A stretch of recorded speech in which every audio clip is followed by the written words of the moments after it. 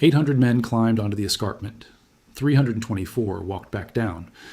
That was the 1st Battalion of the 307th Infantry Regiment, 77th Infantry Division, United States Army. They went up the Maeda Escarpment on April 29th, 1945, and they came off it on May 7th. 9 days. Roy Appleman and his co-authors put those two figures side by side in the Army's official history of the campaign, Okinawa, the last battle, and then they move on, because at Okinawa, a battalion losing 60% of its strength on one ridge was not remarkable enough to slow the narrative down. At the western end of that escarpment, there was a place the soldiers called Needle Rock. Appleman describes the crest there as not more than 2 feet wide. 2 feet. That is the ground you had to stand on to fight for it. With a 100-foot drop on the far side and a Japanese machine gun in a tunnel mouth below you that artillery could not reach. Now here is the number this whole story turns on. The Army's 24th Corps came off Okinawa with 34,736 casualties. The Marine Corps' 3rd Amphibious Corps came off it with 26,724. Same island, same 83 days, same 10th Army casualty ledger, compiled by the same headquarters, published in the same official volume. 8,012 more men out of the Army's Corps than out of the Marines' Corps, and if you asked 100 well-read Americans whose battle Okinawa was, 90 of them would say the Marines. I want to be precise about what is on trial here, because this subject gets ugly fast, and it does not need to. The defendant is not the Marine Corps. Marines died on that island in numbers that ought to shut down anyone trying to score cheap points off them, and I am going to put those numbers in front of you before I am done in detail with names. The defendant is not Eugene Sledge, and it is not the 22nd Marines, and it is not one single rifleman who went up Sugarloaf. The defendant is the credit narrative, the sentence that got written down in 1945, and then got copied and copied again until the copying became the memory.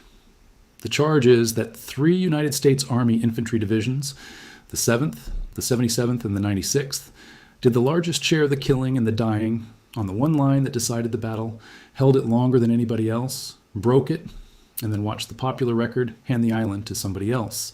That is the charge. Let me open the prosecution properly. Let me start with what the record actually says, because you cannot convict a story until you have stated it fairly. Okinawa, in the American memory, is a Marine battle. It is the last one. It is the one after Peleliu and after Iwo Jima, the closing chapter of the Island War, and the book that carries it in the public mind is With the Old Breed, by Eugene Sledge, a mortarman in the 1st Marine Division. I'm not going to pretend that book is a problem. It is one of the finest combat memoirs any American has written in any war, and it earned every inch of its shelf space.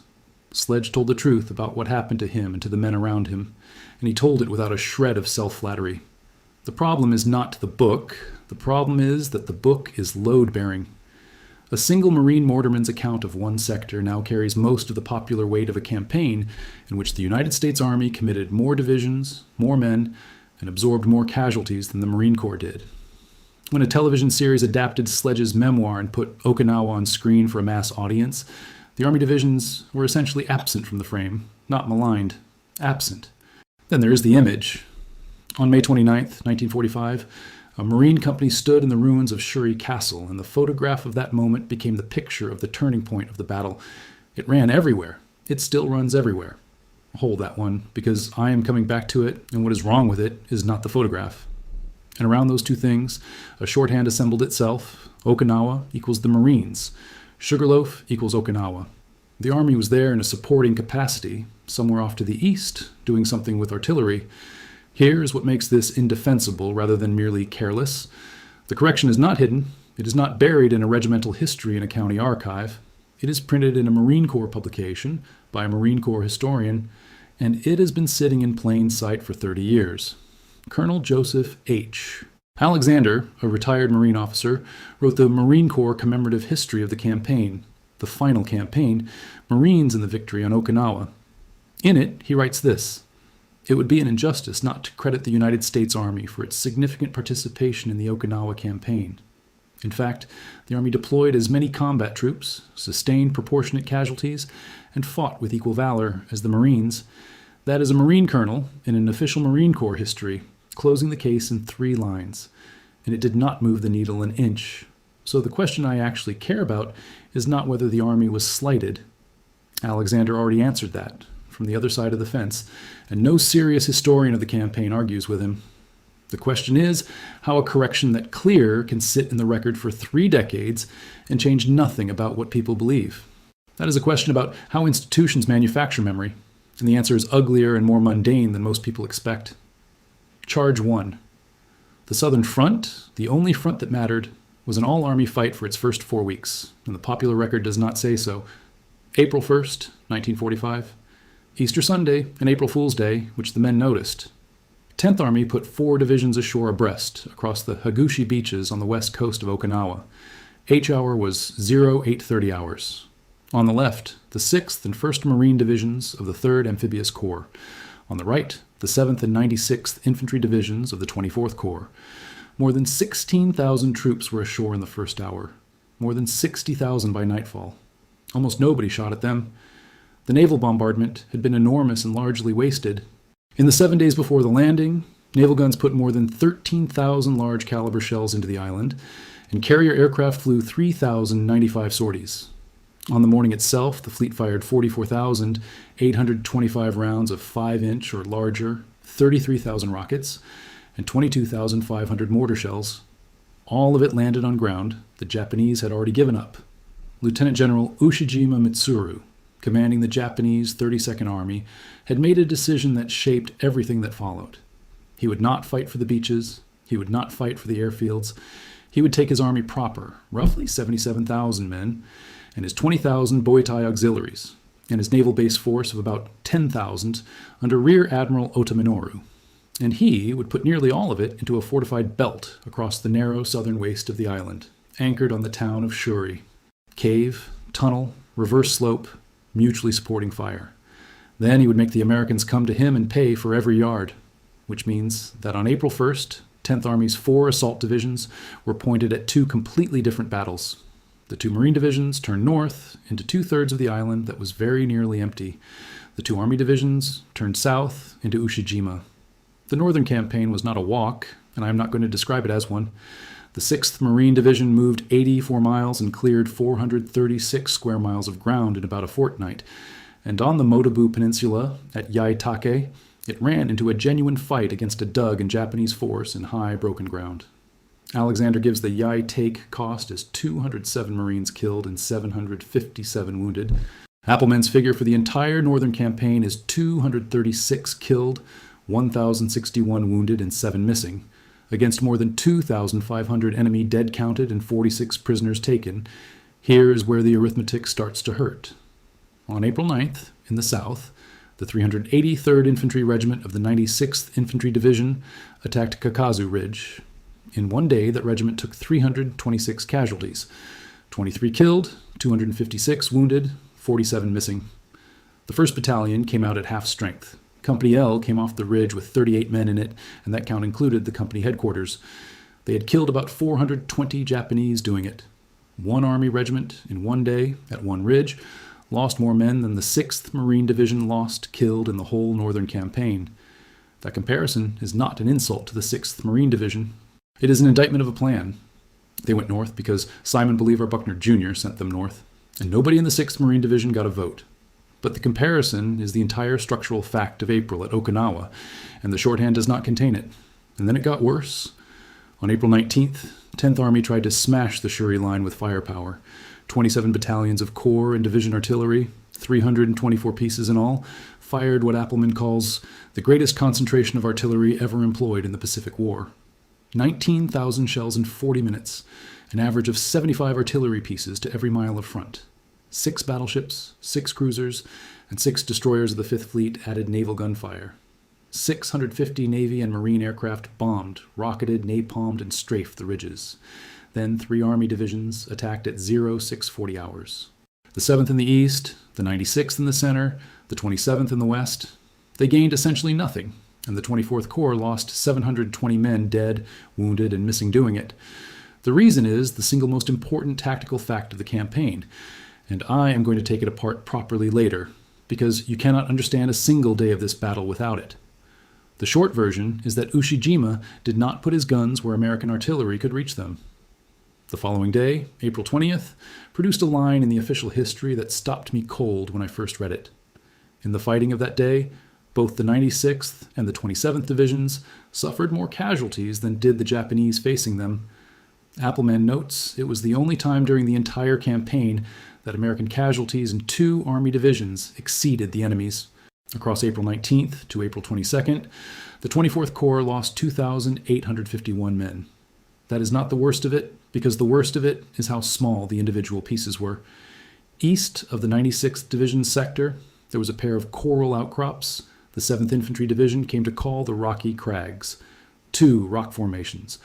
Appleman gives the bill for them exactly: 186 casualties in 4 days to the 3rd Battalion of the 184th Infantry, and 57 casualties in 2 days to Company B of the 17th Infantry.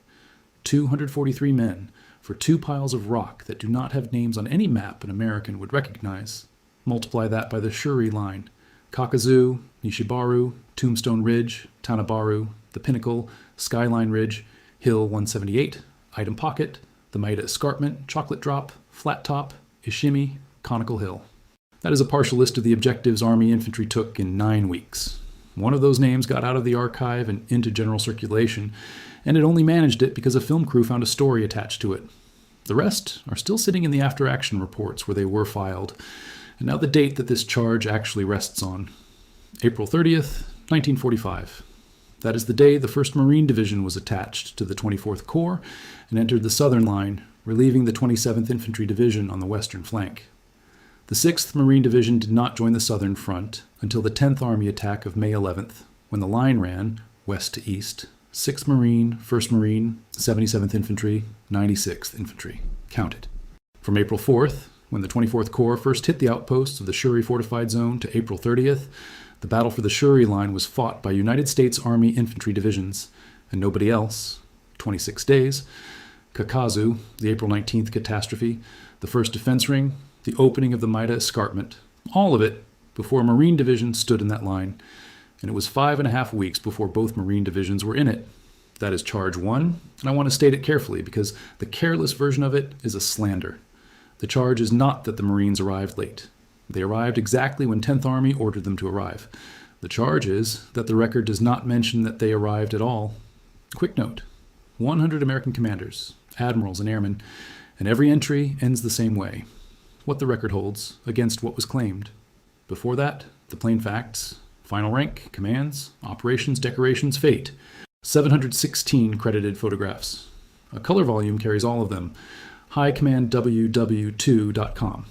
Now, back to the Shuri line. Charge 2. The photograph. By May 26th, 10th Army Intelligence was picking up movement behind the Shuri line.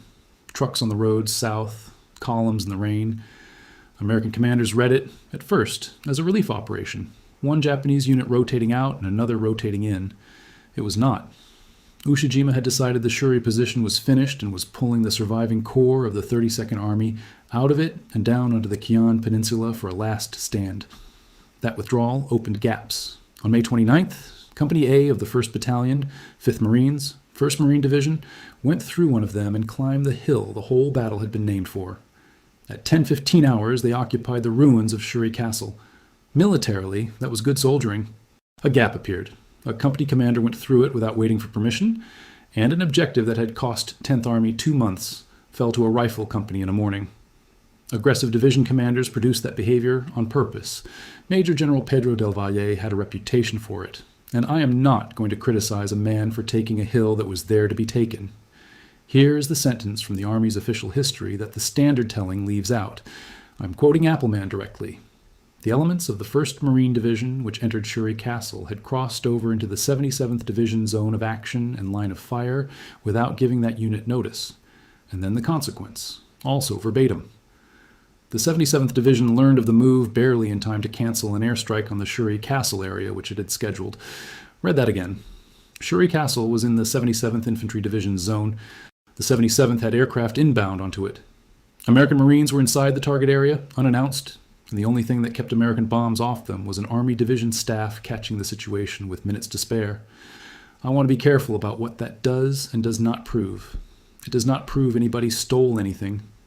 Boundaries got crossed constantly at Okinawa in both directions, and the 1st Marine Division was in the line by then, fighting Wanadraw and Takeshi Ridge at a cost I will give you in full when I get to the defense. What it proves is narrower and, I think, more damning. The single most reproduced image of the turning point of the Battle of Okinawa was made by a unit standing on ground assigned to another unit, and in 80 years of reproduction, that fact has almost never traveled with the picture. The caption is not false. The caption is starved. And a starved caption, printed 10,000 times, becomes a belief. Here is where the record stops looking like an accident and starts looking like a system. Charge 3. What actually broke the Shuri line, and who was standing on it when it broke? Before I get into the ground, one thing needs saying about the 3 divisions, because the shorthand carries an assumption underneath it that nobody ever states out loud. The assumption is that the Army divisions at Okinawa were second-line troops, garrison outfits, draftee formations, filling in the quiet sectors while the assault troops did the assaulting. Every part of that is false, and the campaign streamers say so. The 7th Infantry Division had been fighting amphibious campaigns since 1943. Atu in the Aleutians from June that year, which was fought to retake occupied American territory, in fog and snow and Willywaw, against a garrison that had to be dug out man by man. Then Kwajalein. In the Eastern Mandates at the start of 1944, then Leyte from October. By the time it waded ashore at Hagushi, it had made assault landings in 3 separate campaigns on 3 completely different kinds of ground. And it had already learned at Atu what happens when you attack a dug in Japanese garrison on high, broken terrain and bad weather. The 96th Infantry Division had gone into Leyte on October 20th, 1944, and come out of it with 376 killed, 1,289 wounded and 4 missing, plus roughly 2,500 more men knocked out of action by disease and injury in the mud and the rain. That was in the Philippines. Then it got about 8 weeks and went into Okinawa. The 77th Infantry Division had assaulted Guam in the summer of 1944, then Leyte, then the Karama Islands, then Aishima, then Okinawa. 4 opposed landings in under a year. Its first wartime commander, briefly in 1942, had been Robert Eichelberger, which is a name that has come up on this channel before and will again. Andrew Bruce took the division in May 1943 and never let go of it. So what went into the Shuri line in April 1945 was not a screening force. It was 3 veteran divisions, with more cumulative amphibious assault experience between them than most corps in the European theater had, and they went into the worst ground fighting of the Pacific War, already worn down by the campaign before it. And it kept getting worse from there. Shuri did not fall to a rifle company on May 29th. Shuri fell because for 8 weeks the ground in front of it was taken 1 reverse slope at a time, and the arithmetic of that is in the official history if you are willing to add it up. Start with the Maeda Escarpment, because it is the clearest case. The 96th Infantry Division opened the attack on it on April 26th. By the end of the month, the 381st Infantry Regiment had taken 1,021 casualties over the campaign, and 536 of them had come in the previous 4 days on that one escarpment. 536 men in 4 days, out of 1 regiment for a rock wall. The 96th was finished, so the 77th Infantry Division came in on top of it. The 307th Infantry relieved the 381st on April 29th. The 306th relieved the 383rd on April 30th.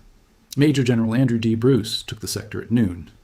That escarpment is the one I opened this video with, and now you know which division handed it over and in what condition. It is also where a company aidman of the 307th named Desmond Doss, who would not carry a rifle, earned the Medal of Honor. Doss is the one Army name from Okinawa the general public can produce, and it took a Hollywood feature 71 years after the fact to put him there. It is worth sitting with that for a second. The most famous American soldier at Okinawa is famous because of a movie, not because of the record. Then came the counterattack, and this is the part I think is most badly underweighted in the popular account. On May 4th and 5th, Ushijima abandoned his own doctrine and went on the offensive. He committed the 24th Division, more than 15,000 men under Lieutenant General Amamiya Tatsumi, with the 89th and 32nd Regiments leading, the 22nd Regiment and the 44th Independent Mixed Brigade in support, the 27th Tank Regiment, and shipping engineers for amphibious end runs around both flanks. It hit the 7th and 77th Infantry Divisions. It failed completely. Appleman puts Japanese losses in the attack at approximately 5,000 troops. By May 5th, The combat strength of the 32nd Regiment was down to 30%, and 2 of its battalions were at 15%. American cost on May 5th, across the 7th and 77th Divisions, was 379 casualties. Think about the exchange rate there, and then think about what it meant. That was the moment the Japanese 32nd Army lost the ability to do anything except die in place. Every yard of ground taken after May 5th was taken against an enemy that had spent his reserve. 2 United States Army Infantry Divisions absorbed that offensive and destroyed it in 48 hours. And it is not in the shorthand at all. The numbers tell the rest of it. On the eastern end of the line stood Conical Hill, and Conical Hill was the hinge of the whole position. Take its eastern slopes, and you open the corridor by Yonabaru, and the corridor by Yonabaru lets you get behind Shuri from the east, instead of pushing into it frontally forever. The 96th Infantry Division took it. The 383rd Infantry got onto the crest and held it against counterattack on May 13th, with the 382nd working the Hen Hill and Love Hill systems on either side through the end of the month. That opening let the 7th Infantry Division through. Company G of the 184th Infantry moved out at 0200 hours on May 22nd and formed up at a crossroads in the ruined town of Yonabaru at 0415 hours. By May 23rd, the regiment had forced a 2,000-yard crack in the enemy defenses south of the town. That crack is why Ushijima had to leave Shuri. The envelopment from the east made the position untenable, and the envelopment from the east was army work. And it was done in conditions that were, by every account on both sides, close to unendurable. On May 26th alone, the rain totaled 3.5 inches. Over the last 10 days of May, it averaged 1.11 inches a day. Vehicles could not move. Appleman records that ammunition, water, and food had to be hand-carried forward from the rear for distances as great as a mile, through mud, uphill, under observed fire, by men who had been in the line since April. By the time Shuri was occupied on May 31st, an estimated 200,000 rounds of artillery and naval gunfire had struck it. 62,548 Japanese had been counted dead in the Shuri fortified zone, and another 9,529 were estimated as killed. American casualties in the campaign to that point stood at 26,044. Charge 4, the names. Here's a test that has nothing to do with loyalty and everything to do with the archive. Name the commander of the 24th Corps at Okinawa, Major General John R. Hodge. 7th Infantry Division, Major General Archibald V. Arnold. 96th Infantry Division, Major General James L. Bradley. No relation to the more famous one, and in my view, a considerably better tactician than his name has ever gotten him credit for being. 77th Infantry Division, Major General Andrew D. Bruce. Bruce is worth a full minute on his own, because he is the detail that wrecks the tidy version of this argument. The standard framing of the Okinawa command controversy is that the Marines wanted to maneuver, and the Army wanted to grind. Bruce, an Army Division commander, was among the first officers to formally propose the second amphibious landing on the Minatoga beaches in the south, to turn the Japanese flank instead of walking into it. Buckner turned him down, in Appleman's account, on the grounds that it would be another Anzio, but worse. So the general who argued hardest against attrition at Okinawa was wearing an Army uniform, and the general who insisted on it was the theater commander. And neither of those facts fits the cartoon. This is where I stop being polite about the archive. Brigadier General Claudius M. Easley was the assistant division commander of the 96th. He is the reason that division was called the Deadeyes. He had built its marksmanship program himself, and the name attached to the division because of him. On June 19, 1945, near Idaman on the southern tip of the island, one of his aides was hit by a Japanese machine gun. Easley crawled to the crest of the hill to spot the gun. He took 2 rounds in the forehead and died instantly. That was one day after Lieutenant General Simon Bolivar Buckner Jr. was killed on the same southern tip of the same island, doing very nearly the same thing. Buckner was the highest-ranking American officer killed in action in the Second World War, and everyone with any interest in this campaign knows it. 2 American general officers were killed on Okinawa in 24 hours. The record kept one of them. That is Charge 4. Not that Buckner is remembered, because he should be, and I would argue his reputation deserves rather better than the beating it has taken. Charge 4 is that the archive kept one general's death and dropped the others, and it did not choose at random. Now let me show you how those 3 divisions actually fought, because this is the part that never makes it into a documentary, and it is the part that decides whether the argument holds. Start 6 days before the invasion, on March 26, 1945. 4 battalion landing teams of the 77th Infantry Division went ashore in the Karama Islands, the little archipelago west of Okinawa that the Navy wanted as a sheltered anchorage. They cleared it island by island in 5 days, and in the process, they found and destroyed more than 350 Japanese suicide boats, small plywood craft loaded with depth charges, stashed in coves and caves, waiting for the invasion fleet. Sit with that for a moment. The first ground combat of the Okinawa campaign was fought by a United States Army Infantry Division before the landing, and what it accomplished was taking an entire suicide boat fleet off the board before that fleet could reach a single transport. Every man who was not killed by those 350 boats owes it to the 77th Infantry Division, and there is no way to count him, which is exactly why nobody does. Then the weapon. On April 7th, 55 armored flamethrowers of the 713th Tank Battalion were unloaded on Okinawa. This was a Sherman medium tank with the flame gun mounted where the main gun went, carrying 300 gallons of thickened fuel, a mix of napalm and gasoline, with an effective range of 80 to 200 yards. Nothing else like it existed in the United States Army in that war at that scale, and it was there because 10th Army had guessed correctly about what kind of fighting was coming.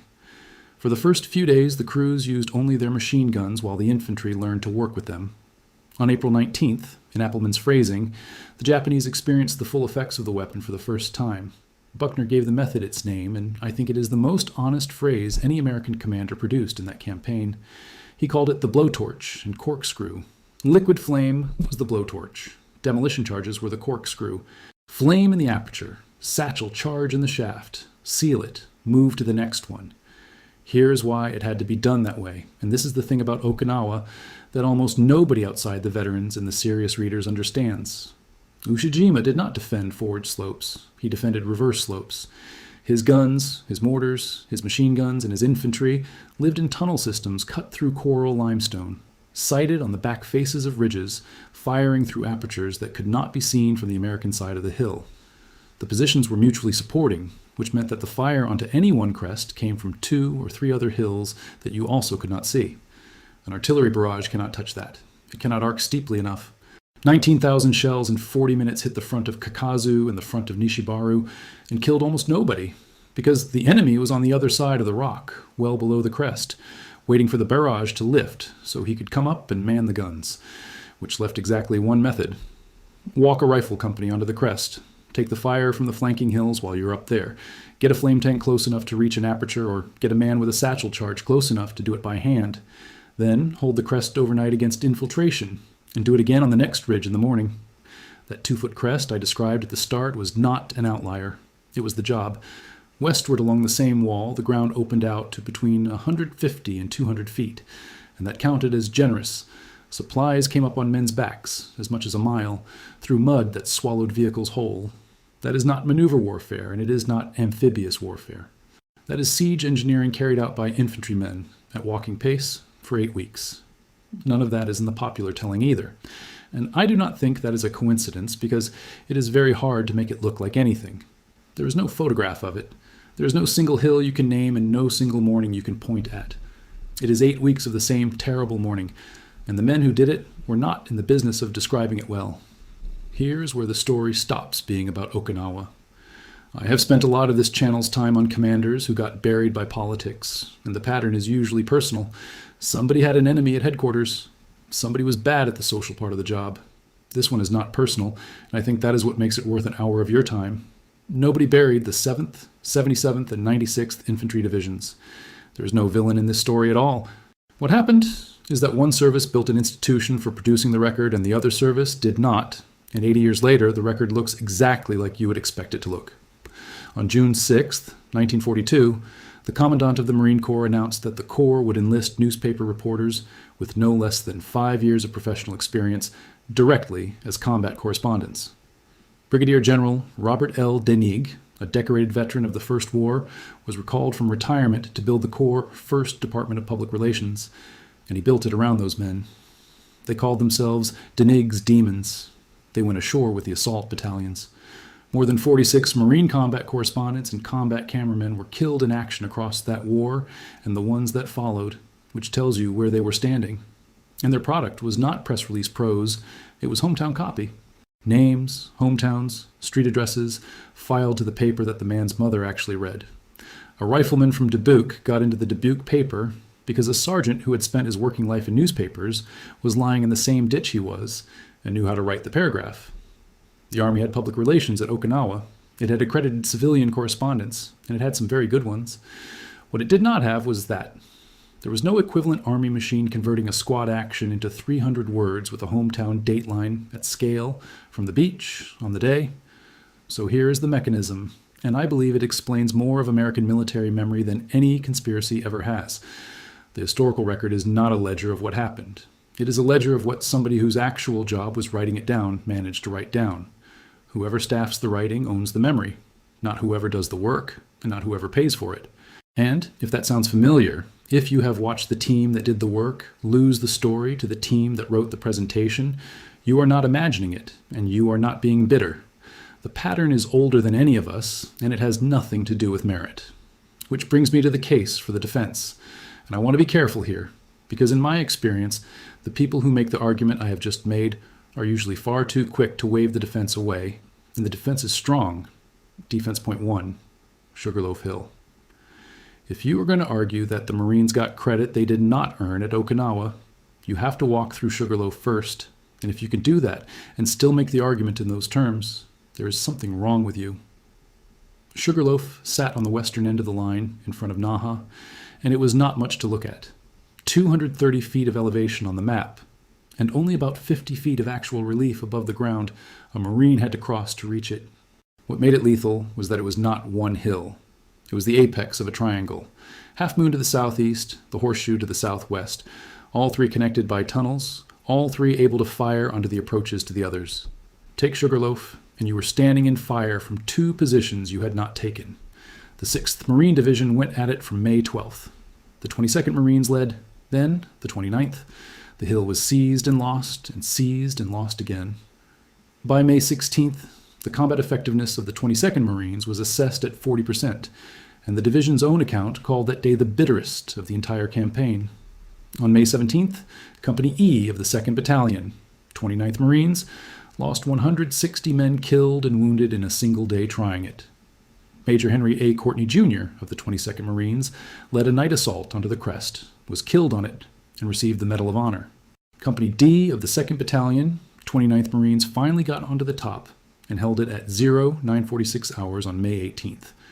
Over roughly 10 days, the 6th Marine Division took 2,662 battle casualties and 1,289 non-battle casualties, nearly all of them in 2 regiments. Adam Givens of the National World War II Museum puts the 29th Marines' total loss at about 80% of the regiment killed and wounded, and calls it the highest regimental loss any American unit had suffered since the Civil War. The 1st Marine Division's bill was in the same currency, crossing the Asa River on May 1st, and 2nd cost it 54 killed, 233 wounded, and 11 missing in 2 days. The 7th Marines lost more than 1,000 men killed, wounded, and missing in the 8 days after May 10th in Wannadraw. One Marine who fought Sugarloaf, Corporal James Day, did not receive his Medal of Honor until 1998, awarded by a president who had not been born when he earned it. So no, nothing about Marine performance at Okinawa needs defending, and anyone who reads my argument as an attack on it has read it wrong on purpose. Defense point 2, and this one lands a real blow on my case. A Marine division was bigger than an Army division.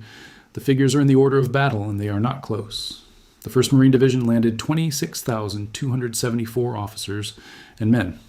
The 6th Marine Division, 24,356. Now the Army. The 96th Infantry Division, 22,330. The 7th Infantry Division, 21,929, and it landed short by roughly 1,000 infantrymen. The 77th, 20,981. The 27th, 16,143, short by about 2,000. Run the Corps totals against that, and the raw gap narrows.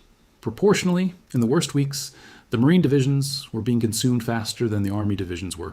Alexander's word is the right one, proportionate. I accept that, and any version of this argument that leans only on the raw 8,012 is arguing dishonestly.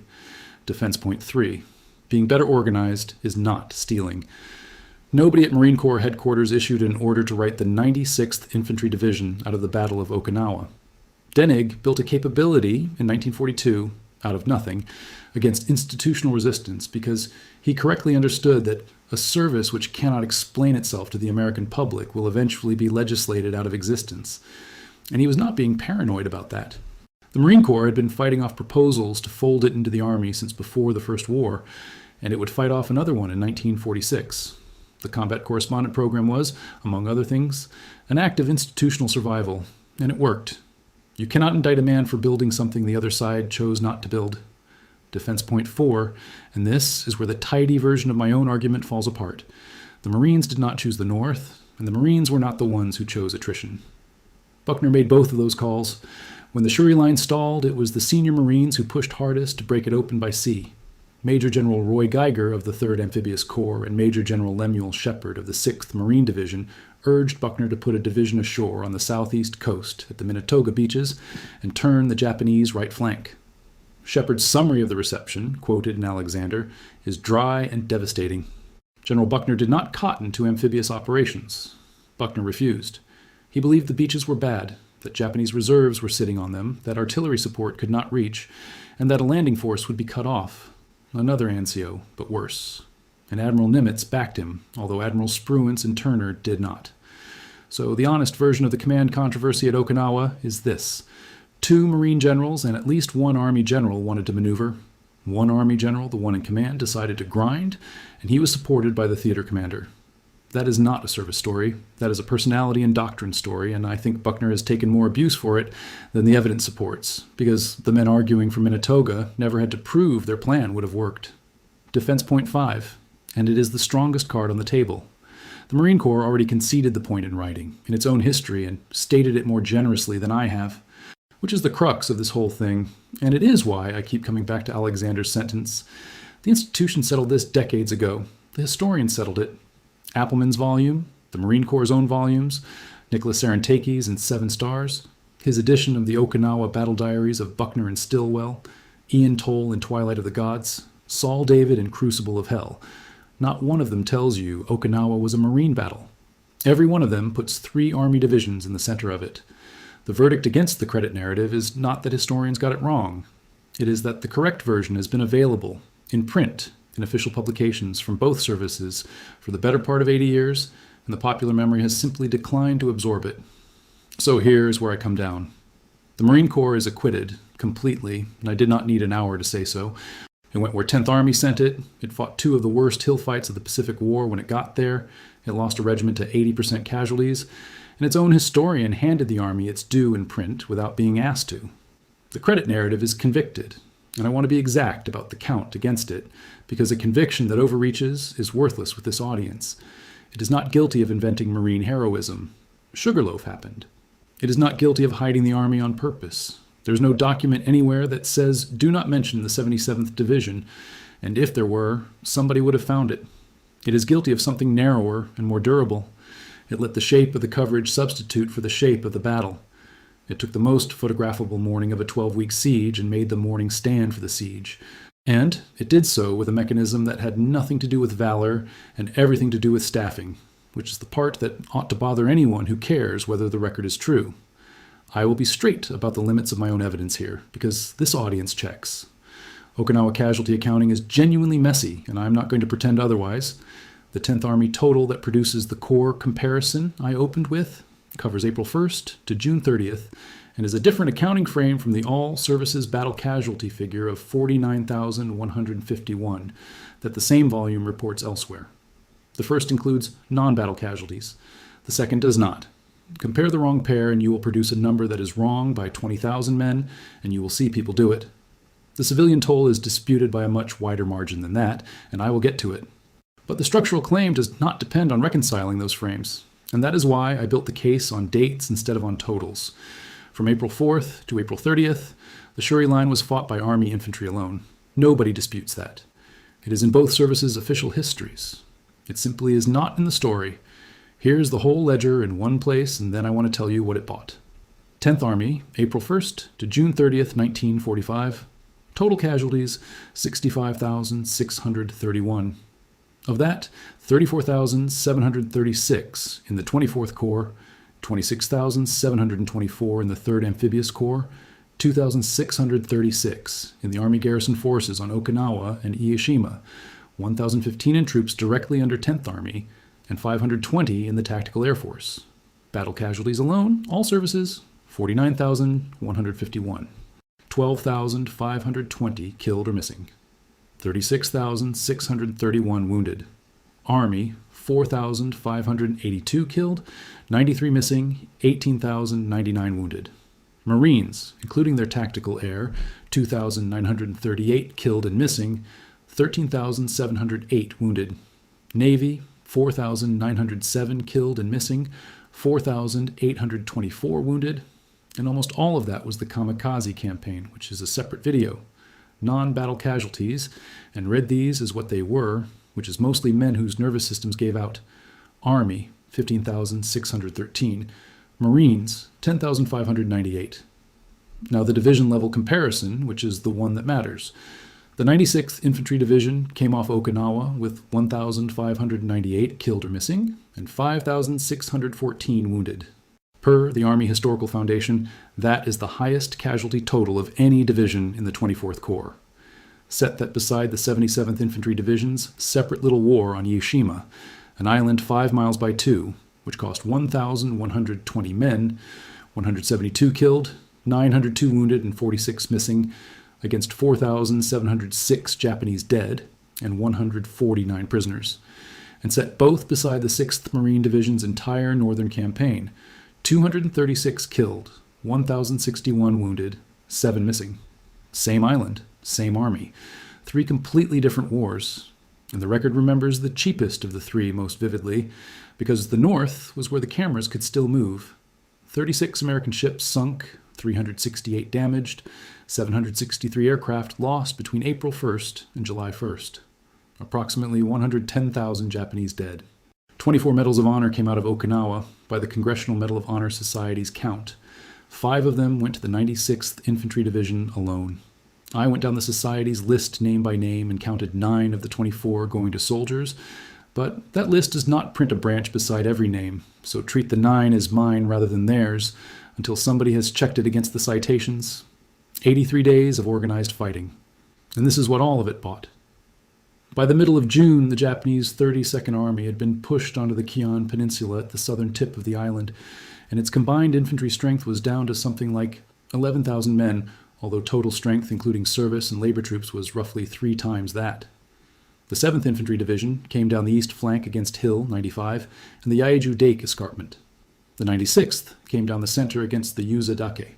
On June 4th, the 6th Marine Division made an amphibious assault onto the Oroku Peninsula, the last opposed landing of the campaign, while the 1st Marine Division worked the base of it. Everything anyone had learned in 11 weeks got used in 3. Buckner went forward on June 18th to watch the 8th Marines of the 2nd Marine Division, which had just been committed, make an attack. He climbed to a forward observation post near the southwest tip of the island. A Japanese dual-purpose gun put a shell in above the post, and a fragment of coral broken loose by the burst hit him in the chest. He collapsed at once and died 10 minutes later, at 13:15 hours. The next day, June 19th, at Idaman, a machine gun opened up on Claudius Easley's party and hit one of his aides. Easley went up the hill on his belly to find the gun, put his head over the crest, and took 2 rounds in the forehead. 2 general officers, 30 hours apart, both killed doing the same thing, which was going up to look at the ground themselves. One of them is a permanent fixture of the story. The other one is a name you have to go looking for. I have stopped being able to hear the phrase forgotten division without thinking about Easley on his stomach in the coral at Idaman on the second to last full day of the battle. On June 21st, the 32nd Infantry of the 7th Division attacked Hill 89 at Mabuni, where Ushijima's final command post was cut into the reverse slope facing the sea. Early the following morning, at about 0410 hours on June 22nd, Ushijima Mitsuru and his chief of staff, Lieutenant General Cho Isamu, killed themselves at the mouth of that cave. Organized resistance ended that day. Joseph Stilwell arrived to take over 10th Army on June 23rd. Then came the surrenders, and this is the number that tells you the Japanese army on Okinawa had genuinely broken, because it had not happened anywhere else in the Pacific at that scale. 7,401 Japanese soldiers came in, including more than 200 commissioned officers and 3,339 unarmed laborers. In the mop-up from June 23rd to June 30th alone, 10th Army killed another 8,975, took 2,902 military prisoners, and rounded up 906 labor troops. And then there were the Okinawans, and I am not going to skate past this because it is the largest single fact about the battle and it belongs to no service's credit column. The civilian death toll is the most disputed figure of the campaign, and the disagreement is enormous. Adam Givens of the National World War II Museum puts it at over 100,000, or as much as 1/3 of the island's pre-war population. Saul David, in Crucible of Hell, works with a figure in the region of 120,000. The Okinawa prefectural count, which is the highest and which includes those who died by coerced suicide and those simply never found, runs to at least 149,425. I do not think anybody will ever narrow that, and I think the width of the range is itself the point. The battle killed so many civilians in such a small space that the counting broke. Roughly 80,000 civilians came out of the caves in the cane fields when it ended and had to be fed by the same army that had been shelling the ground they were hiding under. On an island of 640 square miles, something over 240,000 people died in less than 3 months. Which brings me back to where I started, and to the smallest number in this whole video, 38 men. That is what was left of Company L of the 383rd Infantry when it came off Kakazu Ridge on the 9th of April, and the 38 included the company headquarters. 800 up the Maeda Escarpment, 324 down. 243 men for 2 coral outcrops on the 7th Division's flank that nobody named. I know from the comments on this channel that a fair number of you have a direct line into this. Fathers and grandfathers in the 96th, the 7th, the 77th. Some of you have the discharge papers in a drawer and a division patch in a box. And you have spent years watching Okinawa get told as somebody else's battle without ever quite being able to prove it was not. You can prove it. It is on page after page of the Army's own official history, and it is in the Marine Corps' history too, in a sentence a Marine colonel wrote because he thought it needed saying. One sentence then, the Army took the island, not alone, not without the Marines who died on Sugarloaf and in Wannadraw, not without the Navy that stood offshore and took nearly 5,000 dead off the kamikaze campaign so the men ashore could be supplied. But the Shuri line was broken by 3 United States Army Infantry Divisions that stood in front of it for 8 weeks. The first 4 of them with nobody else in the line beside them, and the reason those numbers are not general knowledge has nothing to do with the record being lost. The record is excellent. The record is sitting on a government website with page numbers. What the Army did not have was somebody whose job it was to make you read it. That is the story. The sources are in the description. I'll see you in the next one.